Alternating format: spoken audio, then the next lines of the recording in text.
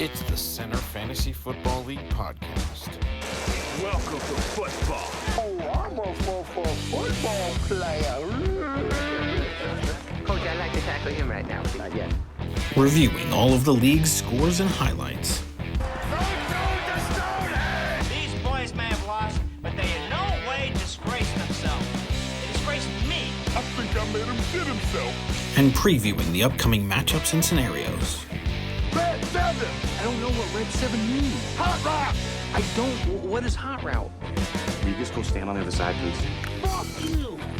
Fuck you, little walk-on fuck. Do you think it's possible that your mom won't love you anymore if she sees how bad you're losing in the game? That's why your guys are out partying, mine are running routes. And now here's your host, What an idiot! Oh, what a loser! David Harbadkin. Hello and welcome to the Center Fantasy Football Podcast, episode 2 of season 11. Joining me on the podcast is the commissioner of the league, back from his trading fiasco, visiting his burner team, the 2-0 somehow. What? Welcome, guys. It's great to be back on the pod. Yeah, I know, it's great for you. And then the 1-1 team, happier this week than he was last week. The coach of the Hacklers, Mr. Gazalutsky. Welcome, everyone. I am on suicide watch. Not actually, but yeah, not exactly my best week. So yeah, there was actually a bunch of exciting games this week, and there's some trade stuff that happened. I know you love to talk about that. Yeah. But I guess let's get started by talking about these games from last week. Hopefully we had the problem last week where it was like sharing my emails. Is it sharing the correct screen now? It sure is. All right, well that's good. All right, well let's go. I mean, we could just rip the Band-Aid right off on my Okay. Okay. Here we go. So yeah, this one. Why is nothing working? Nothing works for me at all, even in whatever. Okay. Well, we can look at it here.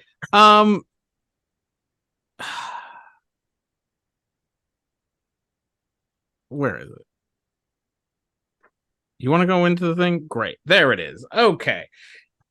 Zamunda, with the highest score in the league, somehow outscoring his projection, ends up beating the 1603ers 150.46 to 128.42 because the 1603ers coach is an idiot.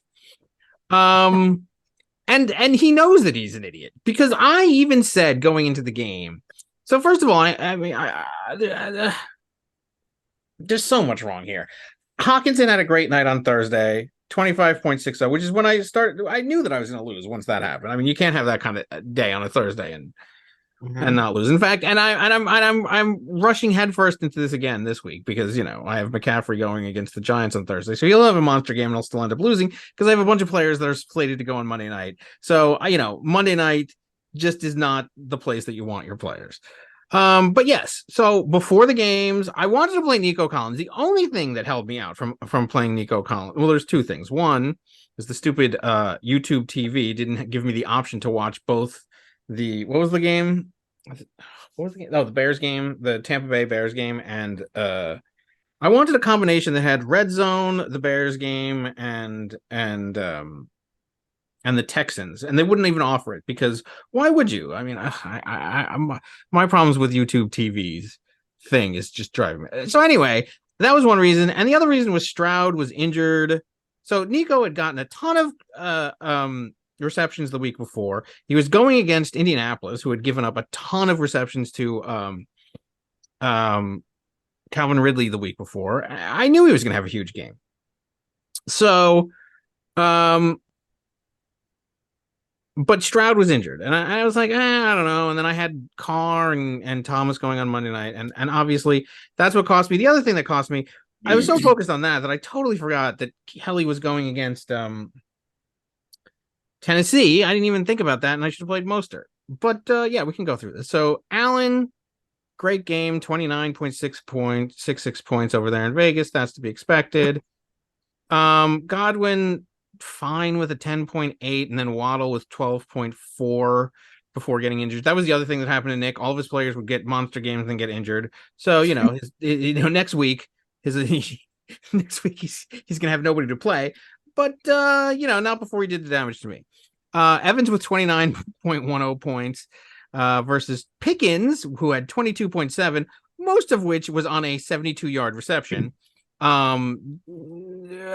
had McCaffrey getting 22, but not outplayed. He was outplayed by Barkley, who was getting nothing in that. The Giants were getting nothing. Nothing was happening in that first half. I think that's about the point at which I said my comment that angered the gods, and then we saw how that turned everything around.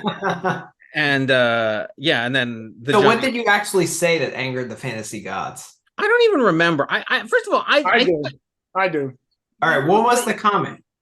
This is how I heard it. And it's not going to be correct because I've heard him say what he said I don't even use it. Let's see. Well, I want to hear Gaze's interpretation of the comments. His interpretation of it is the same as his interpretation of a regular football game watching with him, where he's like, "Oh my god!" Don't put words in his mouth. Let him say what his interpretation was. We were just going back and forth, and then Harbakin who had a monster week last week, and him and Hockey were popping champagne and smoking cigars and like, "Brr, brr, brr," these two fat cats, right? They were 1-2 and they scored a bunch of points, and then Harbakin makes the statement. It caught my ear as soon as he said it. He's like, I feel like I could just steamroll the rest of the league this season all the way to first place. And I certainly, and as soon as I heard that, I'm like, whoa. Well, I mean, the amazing thing is that you heard something that I didn't say, because I don't use the term steamroll. So I did not say that I was going to steamroll the rest of the league because I don't use that word. Well, I mean, if I said that, okay, but that's unlike your personality. That you don't do that. Exactly. I didn't say that. So the fact that you did made it so egregious. I mean, especially after week 1, that's when the fantasy gods stepped in. I didn't say this. No. This is what I said. So first of all, he was complaining, and you know that during the games, I don't even watch what the fantasy score is. So I'm sitting there listening to him talk about the game. So I think that he's getting crushed because by lightning rods at that point. Because I'll only check. My superstition only allows me to check the games, the scores at the end of. Either when I get a notification or at the end of a quarter or a half. Those are the only times that I check a game. So I'm listening to him, and I think that he's getting just absolutely destroyed. His week's over. He's going to be 0-2. So to comfort him, I said, I'm like, I think, things will go, because he had like one streak where like things started to go a little bit better for you. And I said something to the effect of, I think this could be a season where maybe we meet again in the finals, because I've, like very much like what we had before, where I went through the regular season. Finals is not a word that comes out of your mouth. Leaving out the word steamroll. What? He's getting amnesia. He's leaving out the word steamroll. I never said steamroll. I never said steamroll. I certainly never. I mean, that should be bulletin board material for the rest of the word finals in week 2. What? If you say the word finals in week 2, absolutely, which is why I'm saying I deserve the punishment that I got from the fantasy gods. I agree 100%. I just disagree with his interpretation that I said steamroll. I deserve the punishment. I deserve the punishment. I deserve to lose because I made dumb play. Look, I deserve all of it. I just contend, or I just dispute that I did not say what he's saying that I said. I said something as bad that is deserving of punishment, but just not that. I think, and I said that, that I was going to have a season where I steamroll the rest of the league. I mean, I'm surprised it's not bulletin board material for every other team in the league, because I think I remember steamroll. Because that's what I wish I was on the call and I had my interpretation of what was said too. What? I mean, you must have said something, because it caught my ear like, whoa, that's a bold statement. Well, the Pittsburgh defense clearly thought you said steamroll. Well, I'll tell you this. What the fantasy gods did, because this is how they get back at you. So first of all, they were like, oh yeah, you want to talk about the finals? Let's talk about the finals. Like the final that you played against Geese, where Pittsburgh on Monday night crushed your dreams when you had the chance. That's the final that they're referencing. That's the same defense, yeah. That's the same defense that beat me then, and all of the same kind of stuff. I played a player like Derek Carr, which was going like against Nick to stick it to him, just like Gillisley. They screwed me in the ironic way of just saying finals, like, oh, maybe I can make the finals, which is bad enough. I didn't say steamroll. I never said steamroll. I mean, let's start with playoffs. All right. Before you talk about finals, playoffs is the more, the word that may have gotten you the win. Let's take it back a step further. Were you not last week with Dr. Hockey in a very good mood with your champagne glass and your cigars going? Of course I was in a good mood. Of course I was in a good mood. And yes, I acknowledge and I have apologized to the gods for saying what I said, but I'm not going to apologize for things that I didn't say. Okay. And I fully deserve to be punished like I was by the fantasy gods for my comment. But my comment was not steamroll. That's all I was. Here's my thing. Let's see your bench. How far do they take the fantasy? How far do the fantasy gods take this? Are you going to end up 1-13? I don't know. I mean, where does their smite end? I don't know. I'm begging for forgiveness from them. I hope I'm contrite. I have acknowledged. If they're going, if that's the punishment that they're going to give them, then there's nothing I could say. I deserve it, and I am a lowly servant of thee. But there's nothing I can do. I fully apologize for what I have said unequivocally, and I beg to be put back in your good graces, or at least in your, average grace, and maybe, not. But usually, the word "apologize" is not issued in an apology. What? What? Huh? What? Never mind. The word apology is not issued in an apology? Or what? No, the word apologize, like saying that I apologize profusely, is not something that the fantasy gods will necessarily they might not. But I'm sorry to them. I don't know what else to say. All right, that's a little better. All right. Public apology. A public apology to the fantasy gods.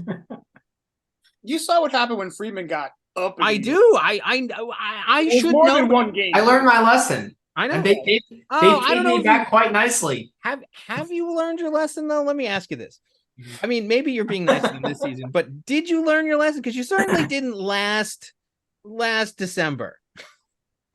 Well, if I've been talking trash and pissing them off, they certainly haven't. I'm not saying this year. I'm not saying that you did it this year. This is the first time even hearing from you this year, so I don't know. But I'm saying last December, when somebody was on the verge of being the first ever to win two, let alone two in a row, there was some cockiness there. And I'm just saying, okay, hopefully maybe you have this year. I certainly hope that I have. That's all. Well, scoring less points than your bench in both weeks doesn't really boost my ego too much, I have to say. Here's the problem, though. When the fantasy gods do smite somebody, it's usually for more than 1 week. I agree. I'm fully. I acknowledge that, and that's just something I have to live with if that's what they're gonna do. I can only beg them to not, but they will if that's what they feel is right. Then I have to live with that. They are in charge, not me. I am nothing. I am pond scum to their. This message is meant for the fantasy gods. Yes. All right. Let's see if your apology is accepted. I can't control that. I mean, they know in their ultimate wisdom whether or not they deem me. All right. So back to this game. Nick was getting whipped. So I think it was in the third quarter. One play. Dave called me up and he's like, 72 yards. I'm like, what does that mean? It's like one play, 72-yard touchdown to Pickens. He went from 0 to 14.9, I think. And then after that, it was just this fantasy gods. Here come the gods. They put the barrel over Dave's head, the Gatorade bath.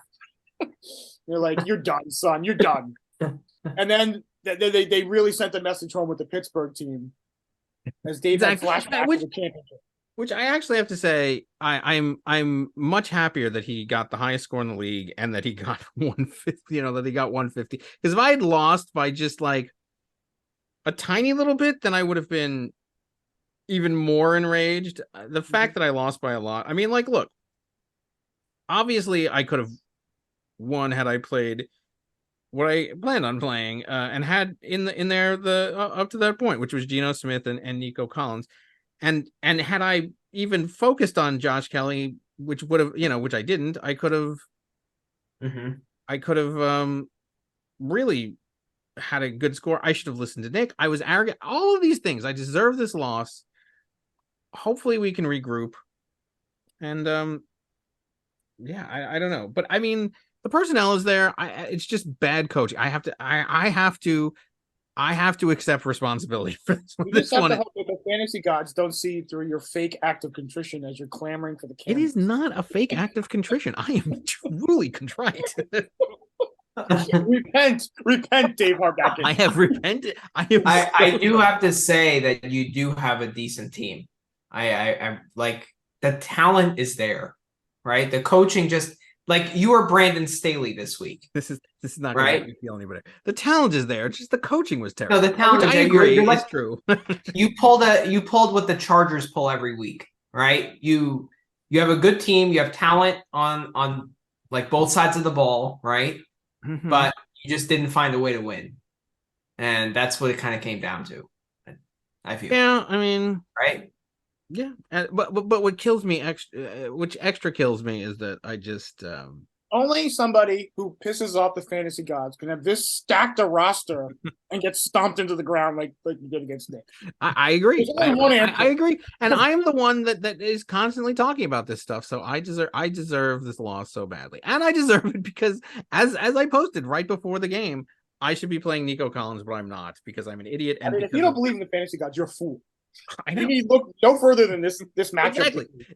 Use this as your benchmark for it because I mean use Manny's experience when what did you say or something? There was something in your first, I think it was your first season, right? Yeah, something. And then you didn't win a single game. And not only that, in the third place game, you were up like big. And then I think you said something else. And then Lombardi at that point had some running back come out of nowhere. Kamara, I think Kamara had like what 6 touchdowns. Something absurd. Something absurd, yeah. Yeah. So yes, I'm a believer. I'm certainly a believer, and I am deserving of this. But yes, also, congratulations to Nick. I mean, like everybody got injured in this game, so he's gonna have some issues to deal with going forward. But yeah, Z-Mart is open. What? Z-Mart is open. I mean, yeah, but it's all rotten produce that's sitting there. That everything is reduced price because it's all broken. Exactly. Like, I mean, yeah, it's open, but what do you want? I mean, I guess you could go stack. I mean, Barkley, I guess, is going to come back in 3 weeks or something. They said.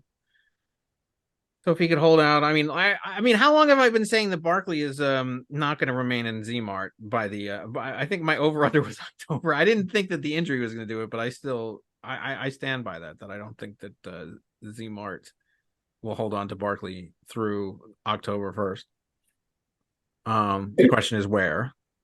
He'll trade the Pittsburgh defense for the Raiders defense. Who knows what? I mean, I just don't want Z-Mart to open. I mean, frankly, and here's the other thing: his bench got 20. I mean, he played his maximum. He played all the right guys. Yeah. But, you want to talk about playing your maximum roster? Yeah. I mean, not that his team. I mean, honestly, like you look at this huge gap that's just sitting right here: Hurst, Williams, who got injured, and then Carlson. I mean, it's just this top, and then the 25 from Pittsburgh. My God, you should go back in the history books. Has Dave Harbacken ever beaten a team that was using the Pittsburgh defense that week? Certainly not on a Monday night. Pittsburgh on Monday night has destroyed me every time. I should just. Mm-hmm. Yeah. Yeah. So you're staying away from Monday night players now? Is that like your? I can't. So I would like to, but I can't. This is what I'm saying. This is why I do think that they are smiting me, and I probably have another week of punishment in store, which what can I say? I deserve it. But I have McCaffrey going on Thursday night, and then I have Godwin and Evans on Monday night. Like, how do I avoid it? I mean, I can, but but then if I do that, then they'll punish me, by if I sit them, then he's going to punish me by giving them great games. So I don't know. I don't know what to do. I don't know. All right. I hate the predicament. I didn't even remember saying it. That's the other thing. I mean, I did once it was pointed out to me, but I didn't. It was not even anything that I noticed. I'm so sorry. That sounds a little insincere. Fans, You sound defeated. I mean, the fantasy gods should, feel some sympathy. Don't tell them what to think. They'll think what they want. If they want to hate me, they'll hate me. All right, let's move on. All right. I don't know. Where would you like to go now? Why don't we go to Manny's ridiculously undeserved win? 2 weeks in a row. You want to talk about Monday nights? Well, yours wasn't decided on Monday night this time, right? Yeah, it was. It was between Miles Sanders and Nick Chubb. Yeah, but Nick, I mean, but well, if Miles Sanders had like 15 points, I would have lost.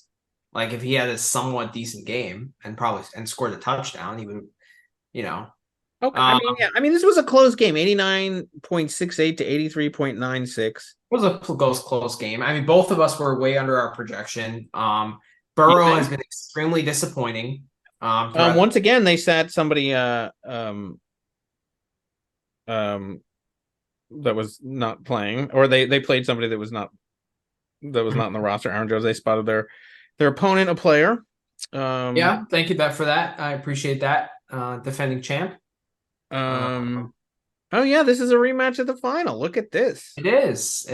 Probably would have given them the win. I think it almost definitely would have given them a win had they actually played. Did they have a running back 5 points? With the 5 points, so literally 5 points from Chardonnay, so they had one running back.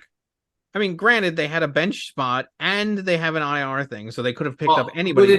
Who did he play in the flex? Who did he play in the flex? Burks. I played a receiver. Wide receiver. So they're very wide receiver heavy. But let's say that they just did 5 points. Did you win by more than 5? Yes, it would have been 88. So, all right. So yeah, I mean, I picked up Gabriel Davis and from Gronky Kong. Yes, while you were at his compound, right? So he gave me 21 points. He was my top scorer. I just thought, I mean, Gabe Davis kind of that's a kitchen sink game for the Bills, right? That playing at home. I thought that was a good spot and a spot where you kind of want to play some Bills. So it was good. I also made fun of you for this one too. I mean, they really punished me. They punished me by giving you success. You have been the beneficiary of me. I did. So the trade was Gabe Davis and DeAndre Swift, who I stupidly left on my bench, for Cooper Kupp. So I don't know. I like right there. First of all, I think Cooper Kupp is going to be out for a significant part of the year. When I heard, I don't disagree with that. When I heard that he was going to see a specialist and be on the injured reserve to start the year, when he was slated to start the year, that's not a good sign. It's a hamstring. That's an injury, especially for a receiver who needs that explosiveness. That doesn't look good. That's more than 4 weeks. Also with the rise of Tutu Atwell and I always forget the other guy's name. Nakua. Yeah. And their offense has been pretty well. They're gonna kind of want to rest their franchise guy. So Cooper Kupp was definitely one that I was willing to ship out. And I also saw that Gainwell was hurt. So that's another reason why I wanted Swift pretty badly. So I didn't like his week 1, which is why I left him on the bench. And I was kind of high on Pacheco. But after what I saw from Pacheco last week, he got shipped away as well. So I don't know. I'm happy with the trade. I think it kind of worked out in my favor. Hopefully it continues that way. But yeah, I mean, it was not a good week. Like, I'm not confident in my team, like scoring less than 90 points each week. Like I'm winning, but like, it's not a sustainable, like this is not sustainable. I'm not going to continue winning, scoring 90 points. Right. I mean, so, tell that to Tillett from a couple years ago. That is true. But he didn't win the league, right? Like, so at some point it catches up to you. You know? Yeah, I mean He was doing really well, right? And then like at some point it caught up to him. Yeah, I don't So if you remember when. scroll up here, I mean, Nick Chubb being probably out for the year. I mean, that's a huge loss. He was my top guy. I don't know, I'm not very happy with Burrow. I'm gonna kind of hold off on him just because like he's a guy that tends to play better as the year progresses. They had the same. I think they started 0-2 last year, right? The Bengals. So he's kind of a guy I want to be patient with, but like other than that, it's pretty lousy. You know, like Goddard, I already shipped him away. He's been atrocious. I mean, 8.2 points. That's not bad for a tight end this year. But I mean, it's not what I was expecting when I picked him up. Up. I don't remember. Did you get a tight end in the trade, or do you have a tight end? No, I picked him up on waivers. Ferguson. Yeah. Okay. So, yeah. Turd Ferguson. So, I mean, overall, it is what it is. I mean, I came out with the win, but like, it's not something I'm very proud of or confident in. Lucky Dallas didn't put up another 37. Yeah, I'm happy he didn't start Kirk Cousins, right? Like, I got lucky in a multiple ways. Yeah, what did Kirk? Oh my God, 36. Yeah, 36. Yeah, I mean, like, I didn't start Swift. Yeah, I mean, look, when you get these kind of, I mean, I would much rather be in the position that you are now because you still have time to improve. You know, like that's the whole thing. You just got to get the wins, and then if you can improve upon it on your team, then you improve upon it. And he plays Bowtie. Bowtie is his opponent this week, so pencil him in for 3-0. I know. Well, and you beat. By the way, Nick ended up scoring the high, the highest score in the league this week, obviously. But you ended up beating him in the first week on a miracle. So I mean, I know. Sometimes. Why? Because Josh Allen kept having -2 every time I checked my fantasy app. He was another 2 points down. He just kept turning it over. You maybe you've become humbler, and maybe the gods are not. They're shining on you a little bit. So we'll see. Maybe. I mean, you guys shit on my trade last week, but it's you're kind of worked. No, I look. As I said, part of the punishment for me was shitting on your trade, and then they go off, right? Everything that I did related to fantasy was wrong last week. Everything. What were your thoughts on my trade with the Whalers? Like I said, the only thoughts that I had was that he scooped up Gaze's garbage and then shipped it right off to you. But I don't really. I mean, like the actual the players involved, I didn't even. There was nobody of. You don't even think of that, right? Okay. Yeah, I mean, it wasn't. It was like It was just fine. Like I didn't. There was. I had no real opinion on that, other than on the raccoon recycling. But, well, first of all, I think Jaylen Warren is going to be ultimately better than Najee Harris. Najee Harris has declined precipitously, and I think Jaylen Warren is actually quite good. He's kind of getting more and more acclimated with that offense as time goes on. So I think I like where that's going. So that's kind of a risk I'm taking. As far as Christian Kirk, I mean, I was talking with Geza about it. Like all these teams with decent receivers, all these teams that have 2 good receivers, usually one goes off and one doesn't. Right. But it's a risk you're willing to take. Like if you're talking about Minnesota with Addison and Jefferson, obviously both are going to start on whatever team they're on. If you talk about Kirk, it's what David's doing with Evans and Godwin. Exactly. You're doing the same thing. Right. So, what's another team like Ayuk and Debo on San Francisco? It's the same thing. AJ Brown and Devonta Smith on the Eagles. So like, whether I got Kirk or Ridley, I preferred Ridley, obviously, but like I'm fine with Kirk. It's just you're just gonna have to take that risk. Same with Davis and Diggs on the Bills. So I don't know. I don't like what I saw from Goddard. I didn't really like what I saw from Pacheco. Like now that Kelsey's back, I feel like Pacheco's kind of an afterthought on an offense. So I don't know. We'll see. We'll see where it goes. Mm-hmm. Yeah, I mean, I think, yeah, like I said, I think you're in a good position. And Nick and Jamie, I don't know what's going on. I mean, they're getting performances from some players. They got to play the full roster, and Do. All right, so we got an update. Eugene is playing. yeah, I'm watching 14-7. However, these boneheads have set it for 6 minutes. I'm aware of that as well. So either it's going to be a situation where it's a blowout and the league doesn't care, All right, or we make them play an extra quarter. Is it an extra quarter? Is that what it would be? Yeah, because it's an extra 2 minutes, right? 2, 4, 6, 8. Yeah. Is that? I mean, I don't think. I mean, they've agreed to this. I think that we just sit. I mean, we're just gonna have to sit with the result. I mean, if they both have done this and nobody said anything, right? Yeah, of course. All right, so it's just us noticing, and I don't think anybody's even watching. I know. I think. I mean, look, I think that this is, even though it is incorrect that they both sat down and did this. I mean, they're sitting there and playing a fair game. I mean, like, I would think that. I don't even think they've noticed.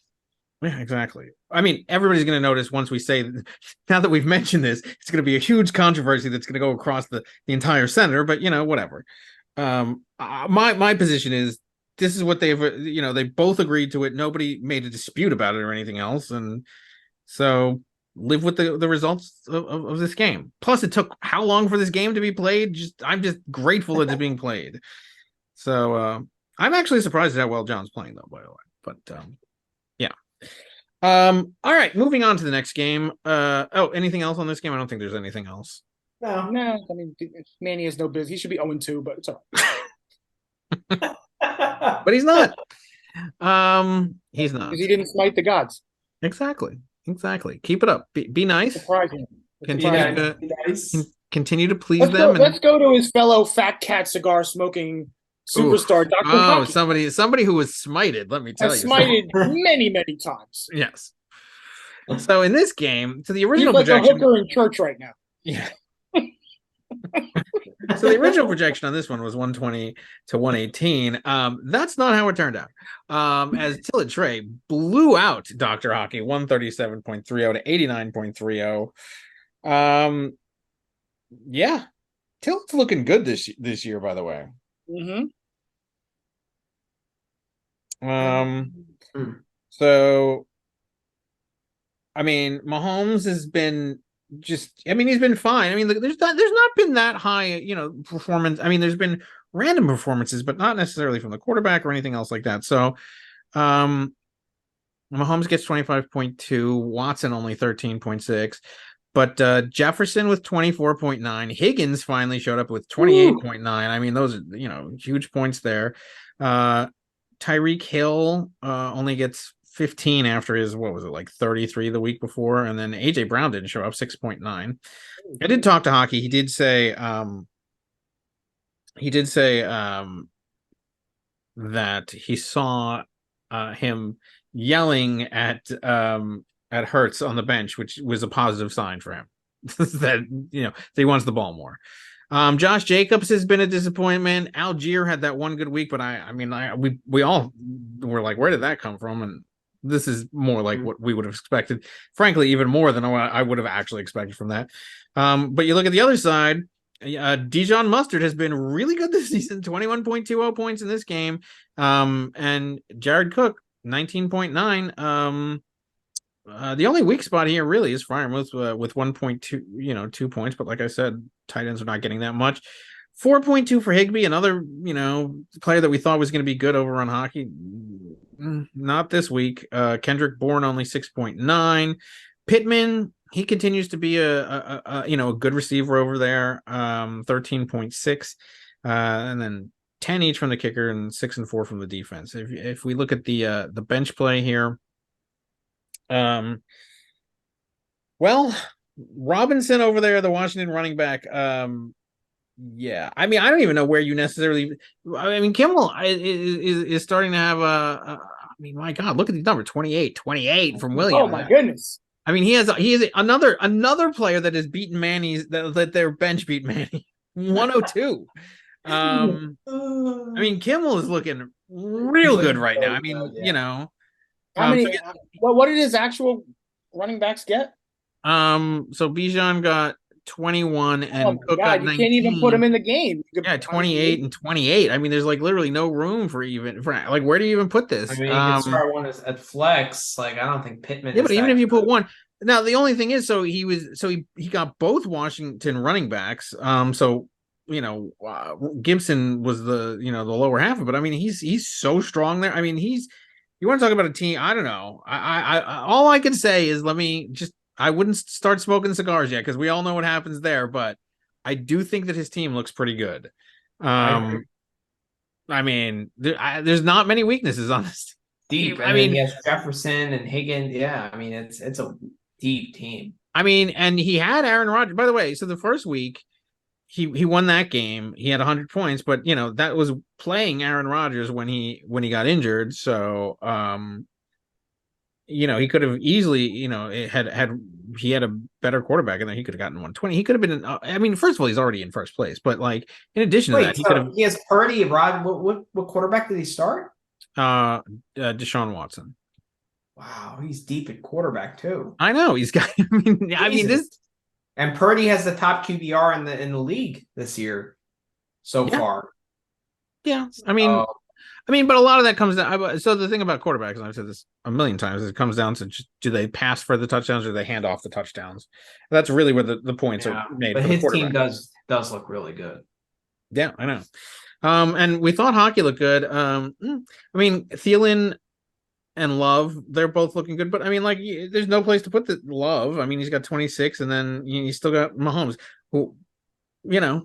All right, you got a good quarterback, right? What? You're going to start Mahomes over Love, obviously, and then Thielen. So I mean, and then the rest of his players are garbage. I mean, Gallup, Gainwell is injured, I guess, or I don't know. Judy only got 5, and then Moore in Cleveland only got 7.1. Yeah, I mean, week to week, you never know. But I mean, hockey's team was looking really good last week. Not anymore. And I think that he is playing a team that really does look quite good right now.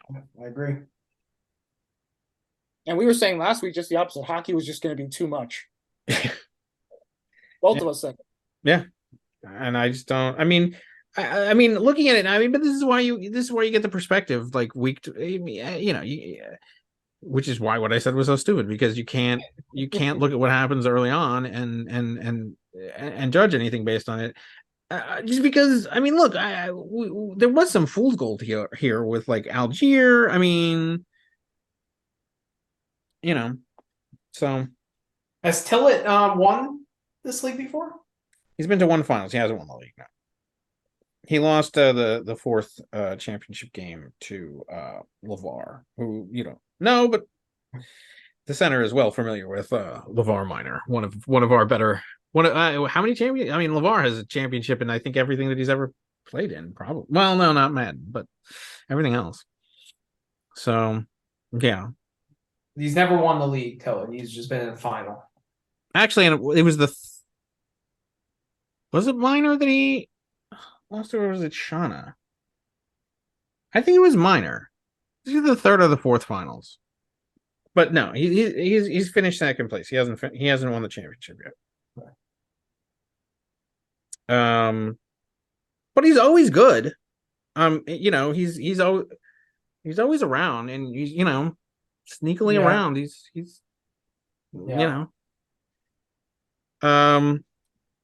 So yeah, I don't know. We'll see. All right, where shall we go now? Let's go to the Hagglers game, because the Lightning Rods rivalry game. Well, this is a game that I am, I know nothing about. I heard it announced to me.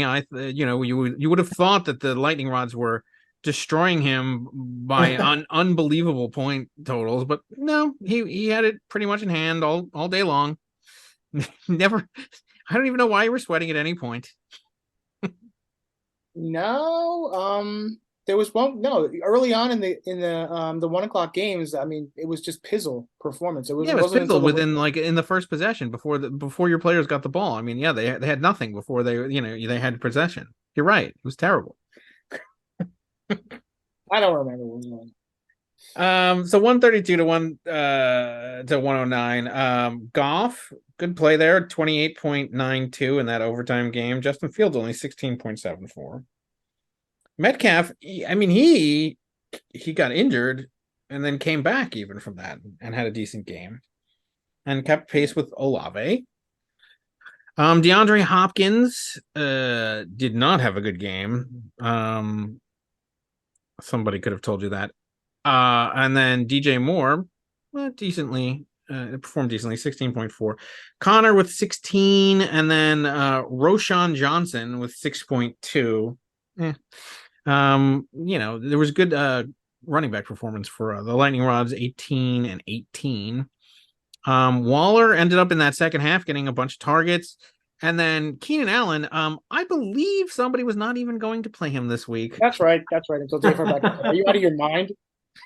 I literally said to him, "Are you out of your mind? You were gonna, what were you gonna do? You're gonna do Waller and Kittle, right?" Yep. So I think that would have been the difference. Kittle got 6 points. So subtract 26 points from your total. Yeah, he would have won. Yeah. Wow. You're welcome. 109, 106. You're welcome. So 16. I mean, and he played. So I mean, it was a matchup of receivers on the same team. So 16.6 points for Williams over there. Tucker got 10, 5, and -1 for the New York Jets defense versus 4 for the New England defense. Yeah, I mean, Herbert, 26 points on your bench. You have some good quarterback play that's going on right now, as opposed to somebody else on this podcast who's talking right now. So yeah, there's a lot of good. I see a lot of good quarterbacks all around, except on my team. Well, my team is pretty bad too. I mean, Burrow has been pretty atrocious. That's true too. So yeah, what are your thoughts? Yeah, I mean, like I said, one of the things you can't do when you watch these games, you can't like every single play. You're either screaming and yelling or going, "Yes." That's my problem. As a coach who gets very excited or very aggravated immediately, it's tough to watch these games sometimes. I'm almost like Dick Vermeil.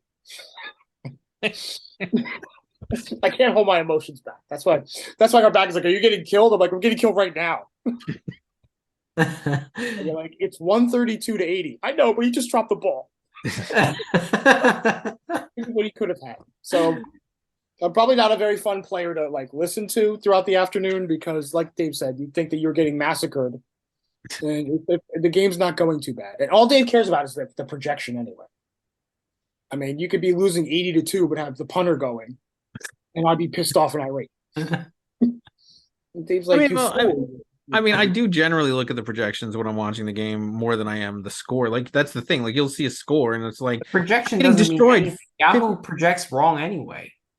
Yeah, but I mean, I agree, but like you have to like look at the projection in context, obviously. So if you're looking at if the score is 50 to 3 and all you have is your field goal kicker going and he has his entire team going, it gives you context to go, okay, you're probably gonna you're not being like yesterday. Chubb was clearly out for the game, and they still were calculating me as being like while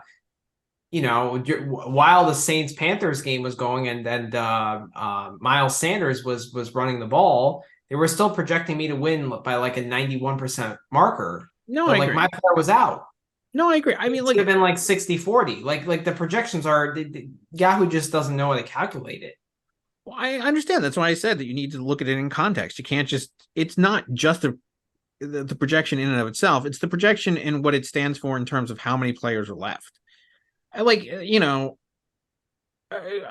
even in the Monday night game, even with all of my errors and everything else, I still felt reasonably okay going into the Monday night game because of the projection, and I was like, well, all I need, because I thought that Pickens was going to have a bad game, and my players just needed to reach their projection. Now they didn't, but I was just like, but I mean, it was like 11 for Carr. It was like 10 for Mike. All right. I mean, typically you're asking for double digits from your guys, right? If you get double digits, it's okay.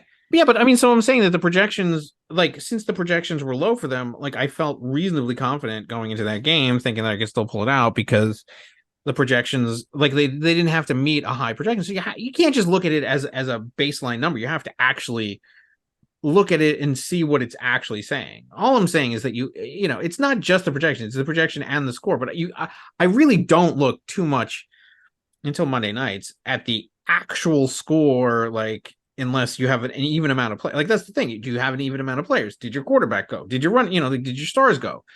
There's a whole. But Geese, when he watches it, he doesn't look. He just looks at the baseline score, and it's like, oh my god, it's 50-3. It's like, yeah, your kicker went. That's it. You nobody's playing yet. Well, good. Yes, but you don't want all you have to know one your opponent has all guys going at 1:00 and you have none. Right? You must be going crazy because he's racking up points and you're just sitting there. He does go crazy when that happens. I should have done that and just sat on it and whatever. Just an update, and I'm sure everybody knows because by the time this comes out, this part will probably be 2 games or 2 days old, but it looks like Eugene moves on. Congratulations. He moves on to the semifinals, and he will go on to play the Hagglers in the semifinals. So in the Center Football League. So congratulations to Eugene. Probably sometime after Thanksgiving. Yeah, who knows when it'll play. But that being said, it was 21-10. I thought the Monkeys in that game played well. But it wasn't like it was close, so I don't think that the time is going to be an issue, hopefully. And yes, we can finally move on. The other game will be played hopefully tomorrow night. Okay, let's move on. And I say all this as you listen to this on Thursday morning and everybody already knows the results and have known it for forever. Okay. What's left? Obviously the game between our two fans that are listening right now, that goes last. So Gronky Kong versus Clever Name Pending. Is that where we're going? Is that the only other one left? Yeah. Yep. All right. So your burner team gets 121.74 to 99.24 against Clever Name Pending. I mean, this was going to be, if Daniel Jones didn't have that second half, I mean, this was going to be an even bigger blowout than it was. I mean, 34 points for him made it respectable. I mean, you take away 34 points from a 99-point game. I mean, at halftime, he had 0.4 points. Yeah. So, and this is a game where Trevor Lawrence didn't do anything, really. So 9.24 there. 20 points for Devontae Adams. He was having a really good game. And CeeDee Lamb had a good game, 25.30. Diggs with only 13 and Cooper with 16. The running backs seem to match each other, and you were talking about Najee Harris just earlier today, so 5.3 right there matches Pierce's 5, just about. Rashad White, I watched that game. He had a really good game, against Chicago. There, 21.30 points, but only 0.9 for Breece Hall. Yeah, I think the Cowboys defense gave up 13 rushing yards that entire game. Yeah, I mean. So one trade that didn't go through, I actually was thinking about it. I think Nick and Jamie declined it, but I offered him Cooper Kupp for the Dallas defense straight up. And in hindsight, you think, or when you're just doing it, you think it's it's a kind of stupid, right? But if Cooper Kupp doesn't play, you want that Dallas defense, because that Dallas defense, you just set it and forget it, because they are incredible. Micah Parsons. But yes, it's just. But I mean, yes. I mean, they did play 2 looser teams. Yeah, they played both New York teams. Okay. Second of all, second of all, they yes, they're great, but it's a question of how many points. So what did they get? 13 points this week? I mean, yeah, they got 37 the first week, but I mean, it was like 13 They this usually week. create a lot of turnovers. I don't know. That I don't defense. know, which They're double digits every week. which is what you want out of your defense. So I'm not saying no. I'm just saying I don't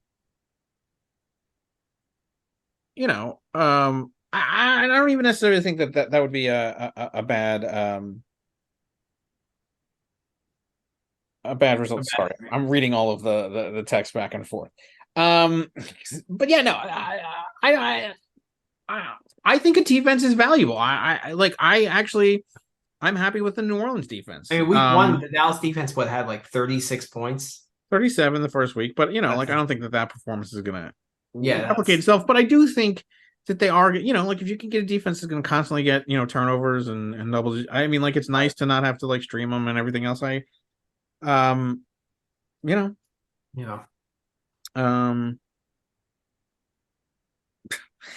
Okay. I have to stop looking. All right. Anyway, but yeah, I don't know. Ertz comes back with 11.60 points, 6.8 for Njoku. Smith over in Philadelphia gets 23.1 to Ayuk 7.3, and Ayuk was actually having a really good game, but he suffered a little bit of an injury in that game, and it came in and then left, and so I wouldn't worry too much about that. 12 from Koo over in Atlanta, and then -2 from the Giants defense, even with that comeback win. I mean, and 4 from the Cowboys. If we look at the bench. You look at that Giants win. Normally, there's a lot of turnovers involved to swing the momentum. They did nothing. He sat him with 30 points. He would have won the game. What? Oh yeah, would have won the game. Yeah. Oh my God! Why would you sit him after last week? Why would you sit him? Why would you bid on him and then sit him? Oh my God! Because what did he bid? Like $35? Yeah. And he sat him. Lockett and Nakua would have cleaned up. My God, what's going on in Clever Name Pending? You know what? I wonder if he'll take a trade. I know. Oh my God. Who did he bench the first week? Ayuk? Who got So we should have benched the second week. Yeah. Who did he bench the first week? I don't know. Let's see. Yeah, I think he benched Ayuk. Where is he? Clever Name. That would be ironic. Change your logo. What are you? 30-point plus players. Like whatever. So who did he bench? No, he played Ayuk the first week, right? No. Why is he giving me back to the second week? I think I got to do it here, right? Okay. So week 1, Clever Name Pending. Yeah, it looks like he. Ayuk, The first player in league history to back-to-back weeks bench 30 plus.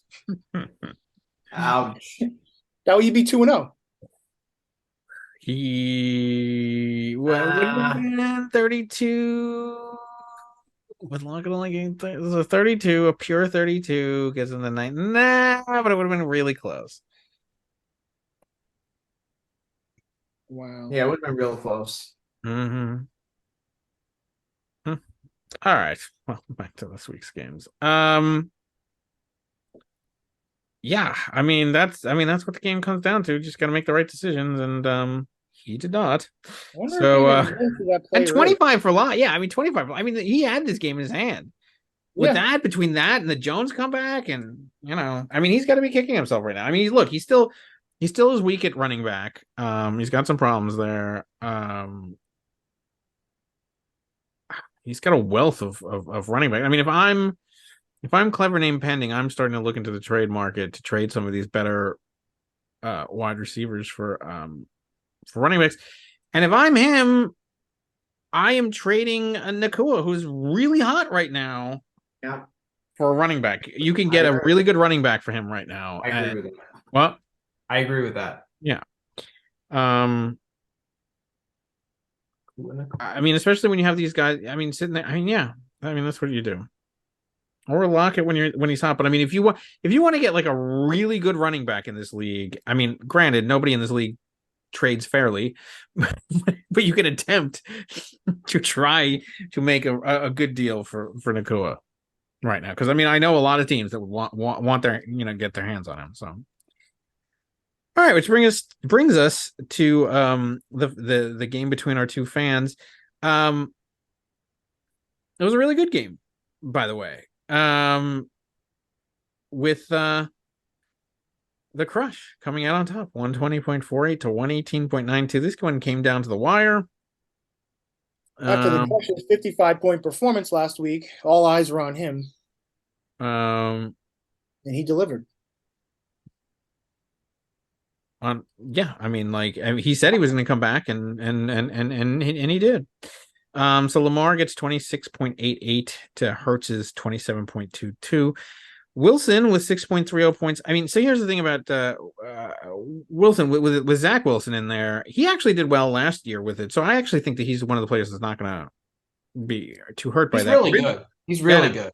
Garrett Wilson is a top tier receiver. I mean, yeah, he was already good, but I mean, like, so you thought, with Rodgers going out, you're going to think like, oh, well, the Jets receivers are going to take a step backwards, but I mean, he's actually one that might not in that situation. Yeah. Flowers gets 10 to Deebo Samuel's 22 in this game. So a little back and forth on each of that. Stevenson gets 15 to 13.5 from Mixon. Madison with 4.9 to Etienne 6.2. Was it Etienne injured in that game? What's with the Q? Cramps. Oh, he's on his period. Okay. And Ingram with 11.7, and Andrews gets 15.5, so he comes back. And there, Zach Moss, the running back over in Indianapolis, 20.70 points to Gibbs, 12.60, and then Elliott gets 11.5 and 2 for the kicker over there, Sanders. Ironically. So in such a close game, so you got to figure 120 to 118. Last week, Gano had -5 points. Eugene goes out and gets himself a kicker, which ends up going to make the difference in this game. So smart coaching, right there. True. Because that was what made the difference. Well, how many points did Gano have this week? Yeah. That's a good question. I mean, let's see. He definitely had more than he did last week because he made a field goal. 7.4. So that wouldn't. So I don't. So 7.4. I don't think he wins. I don't think he wins because the difference because it's 2 points. Yeah. Yeah, he doesn't win. He doesn't win. So his decision to go out and get to replace his kicker is actually what goes out and gets him the win. So on the bench, Sky Moore gets 16. I mean, what are we looking at on the benches here? So 16 over here, 31 for Russell Wilson. Woof, that's a game. 16.2 for Addison and Addison is a good guy. I don't think you should be benching Addison. I think he had a bad week 1. Is that what happened there? Good week 1. No, he had a good week 1. I don't know. Yeah, I don't know why. That guy's pretty good. I have him on my other team, on my other league, and I always start him. I think he's a great receiver. Yeah, no, I think he is. Opposite of Justin Jefferson, who gets all the attention. Yeah. Like, that's a guy I actually wanted in the draft, so I'm surprised that he's continuing to bench him. I mean, did he bench him last week? I mean, he's better than Flowers, for sure. Sure. Although Flowers, I'm going to predict that Flowers is a good week this week. I think, just mark my words. I think Zay Flowers is going to have. I think he's going to have a Collins-like week this week. Okay, this is my prediction. We can come back and revisit it next week, but I actually think that he will. Okay.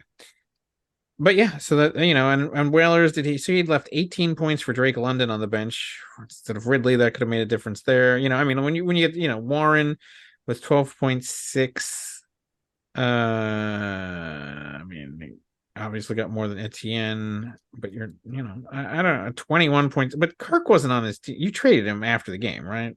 Christian Kirk, right? So that doesn't really count. I mean, yeah, but any little move that you make could be the difference. So I mean, look how Jacksonville heavy he is. Like the amount of Jaguars he has is just out of control. yeah, but he keeps trading him away. So okay. I understand, but Ridley, Etienne, Ingram. Pretty soon it's going to be, look how many Jaguars you have, Manny. Yeah.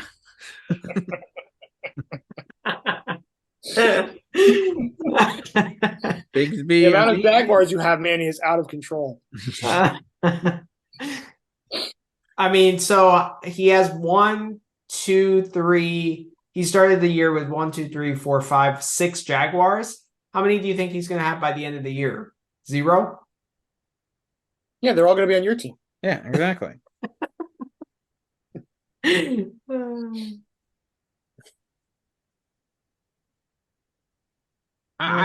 I mean, yeah, I mean, anybody send you a build a champion box. Step one, fill it with garbage. Anybody Mail it to Manny Friedman. Anybody on the Whalers team is merely a lease. It's a leased Jaguar. It's not. He hasn't purchased the Jaguars. He's just leasing with an option to buy or sell. Yeah. Usually to sell. I mean, if you ask me who's going to be on this team at the end of the year, I think Ingram remains on this team. I think Hurts remains on this team, and I think Mixon remains on this team. Everybody else is Debo. What? Debo probably. I don't think he's going to trade Debo. Probably, but you never know. I think everybody else is movable. I think they're. How many? I mean, who do you think is going to be at Z-Mart? Like, which one of these guys? Etienne. I don't know with the cramps. If he wasn't cramping, I would say he would be on. I would say he would be on a plane to Z-Mart by the end of this podcast. Who's on his bench? Who's on Whalers bench? He'll trade. Dalvin Cook will be at Z-Mart. What? So here's the thing: if Z-Mart makes no trades this year, does he make the playoffs? Because of the injuries, possibly no. I mean, but generally, I would say, yeah. I mean, he should. I mean, I don't know. He's really suffering from some injuries, so I don't know.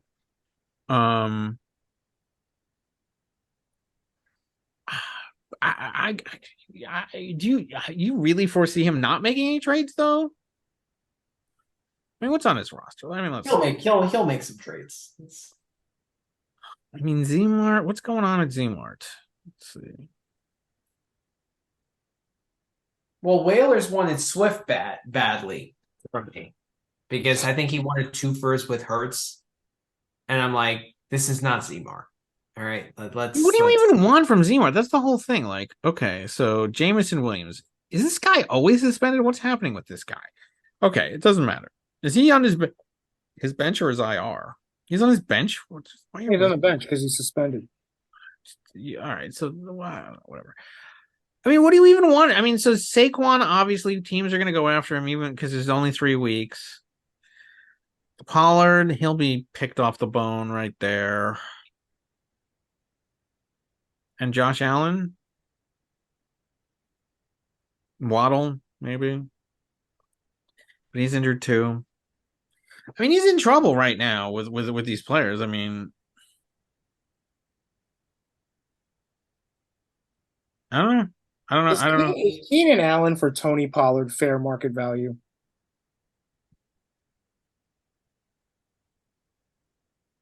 I mean, it's certainly fair market value at Z-Mart. You guys have any Raiders that you want to ship off to him? Some Raiders. I don't think does he take Raiders? I mean, I know he's a Raiders fan, but does he just take Raiders? I mean, because he's usually I mean, he'll take Raiders that he thinks are good, but he's usually very skeptical about them. Like, he actually does know a lot about the Raiders. Like, he even knew that about Derek Carr. He's well informed about the Raiders. So you can't. That's the thing. You could pawn other losers, losers from other franchises onto his team. It's very hard to pawn loser Raiders to his team because he won't fall for that. Okay. So you trade him a Raider. You have to give him you have to give him a good Raider. You either give him a good Raider or you give him a terrible. Well, that's the problem. There are not many good Raiders besides Devontae Adams. But like for example, there's Josh Jacobs. He's having a bad season so far. Maybe he picks it up. Maybe he doesn't. But Nick will know. Let's say that there's stuff to know that he's going to have a shitty season, and Nick knows this. But you just want to pawn him off on it. Nick will know to not go for the name. Whereas if Josh Jacobs was not a Raider, I think that you might have a better time pawning him off, or was never a Raider. That's the other thing. He knows former Raiders well too, because he knows how they played when they're on there. He also knows players in the he's actually he's a good coach. If he could just resist that trade, he gets guys that you're like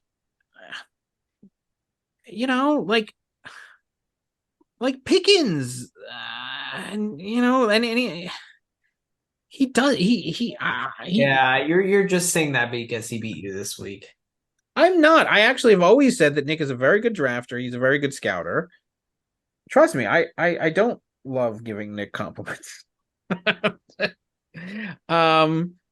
The year he didn't trade at all and he just stuck to his team, he won the league, right? Which is what my point is that he actually is he's good at that. What he's not good at, I'm honest about my assessment of him. He's good at finding players and drafting players. What he's not good is resisting the borderline deal. You give him enough shininess and he just can't resist being involved. He needs to be in the conversation. That's what his downside is. And if he's losing, right, then the urge is even bigger. If he's losing, or if he's not involved in the trade, he loves the wheeling and dealing. That's what he loves about it. If you remember years ago, the year that he won the championship, literally on the championship Sunday, as he's winning the championship, he was still pissed about the trade that you two made for Mahomes, I think it was. Oh yeah, that's right. He was still talking about the trade as he's winning a championship. It's the most unbelievable thing that I've ever seen in my life. What are you doing? You're winning the championship and you can only think about a trade from two teams that have been eliminated for weeks. He can't resist being in the wheeling and dealing. He just loves both of us were eliminated way before that. We were distant memory. I don't even remember what the trade was. It involved Mahomes, I think. Yeah, it was Mahomes for Burrow. Is that what it was? I don't even know. There was somebody else involved. I don't know. He didn't like the trade, and he obsessed about it for weeks. So I don't know. Whatever. Yeah. All right. Well, that's it for last week's games. We are going to take a break, and after the break, we'll look at we'll look at next week's games, and we'll also look at the transactions that have not happened yet. So when we're wearing different clothes tomorrow night, for the second half of the show, it was a long break. It was quite a long break. So we'll see you on the other, but for you guys, it'll only be about 20 seconds. So we'll see you on the other side of it. Be right back right after this.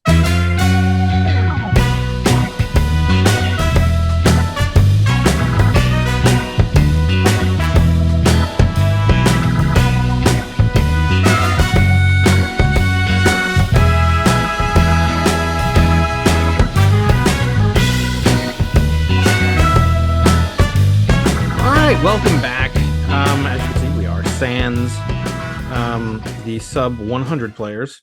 Only the players that scored above 100 made it to the second half of the show this week. So Keys is still with us. The sad thing is, I did say that I would be wearing a different shirt, but it turns out I'm wearing the same one. So that's extra embarrassing. As am I. Yeah. For continuity's sake, of course. It has nothing to do with me being an absolutely lazy human being. All right. So now that we have had time to have these transactions and everything processed, let's take a gander at it. Let's see. I'm trying to find the window that has that which there it is. Okay.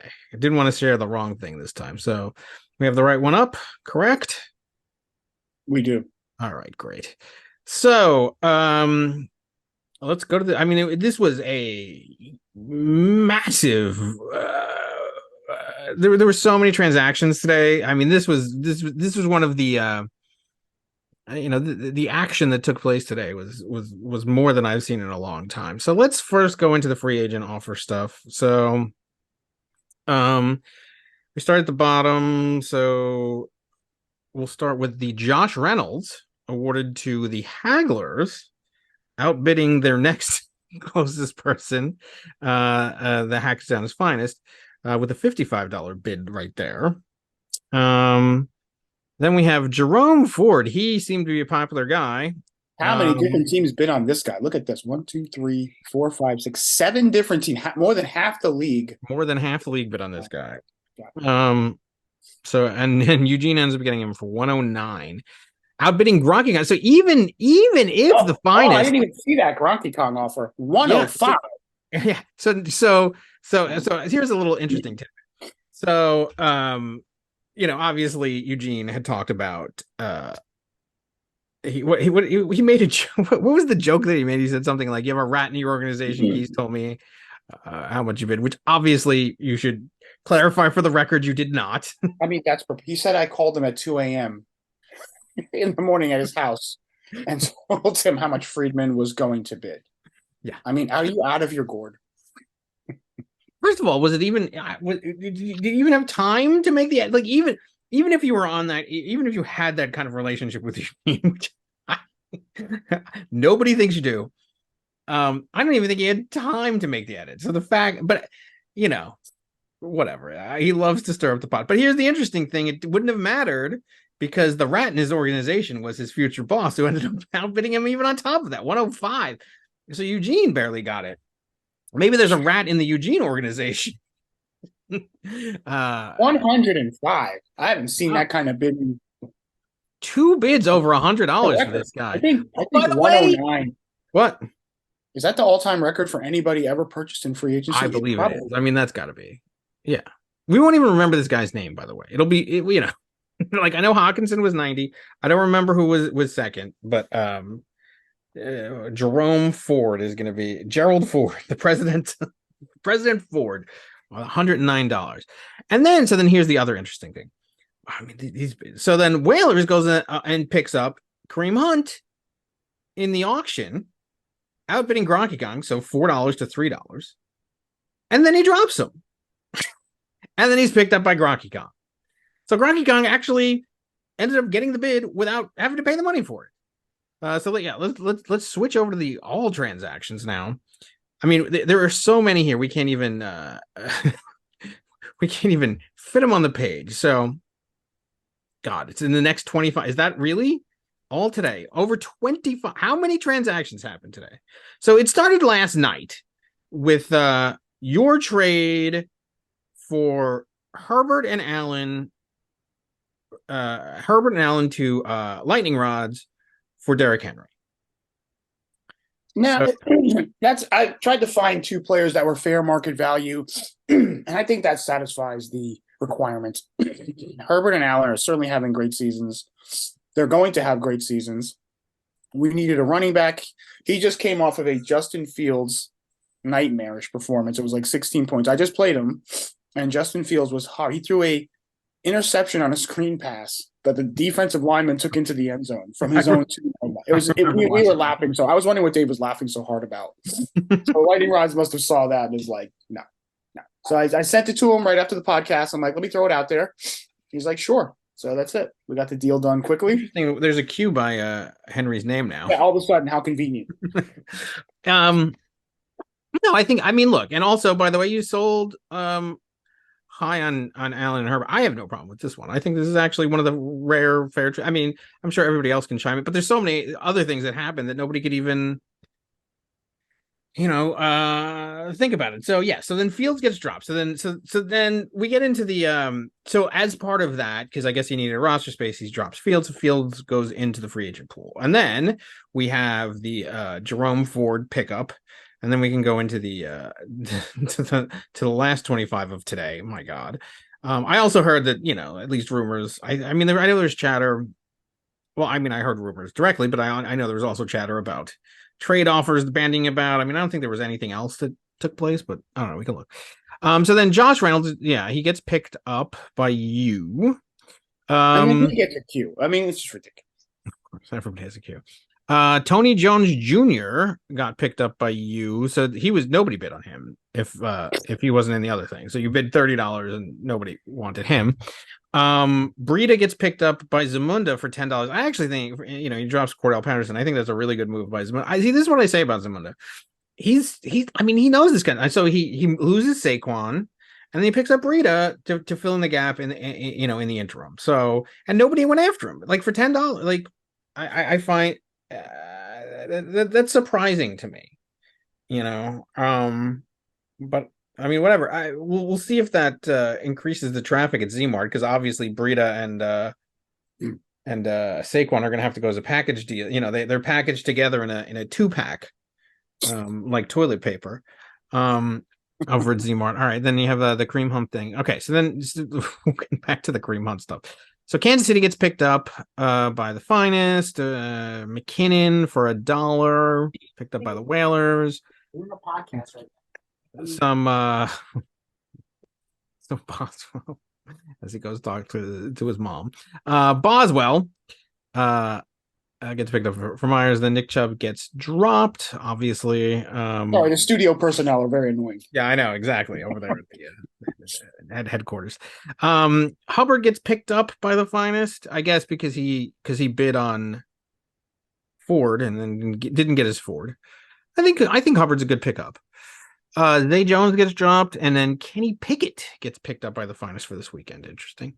Khalil Herbert gets picked up by you. I think that's a good pickup, actually. Well, now I got both running. Well, then I threw the other running back in the garbage. You can't have both. Sure, and then you pick up Tank Dell, who then has a Q.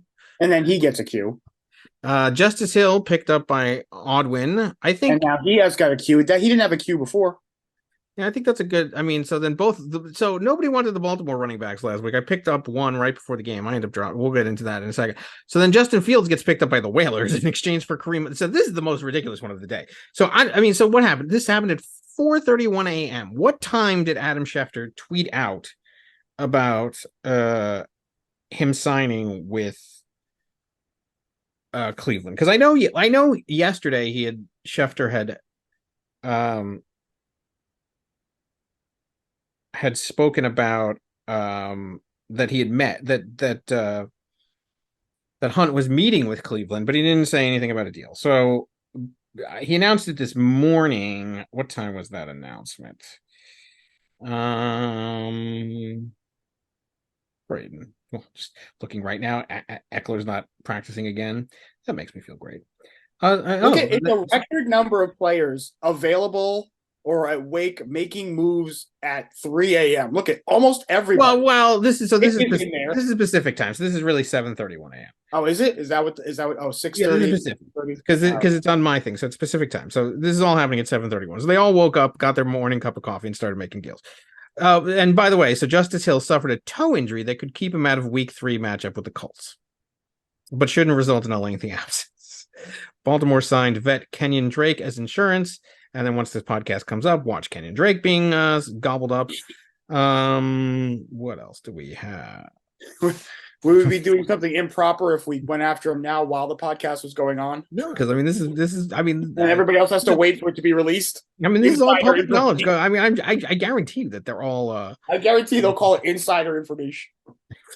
Yeah, but that I'm reading public information. Collusion with Adam Schefter.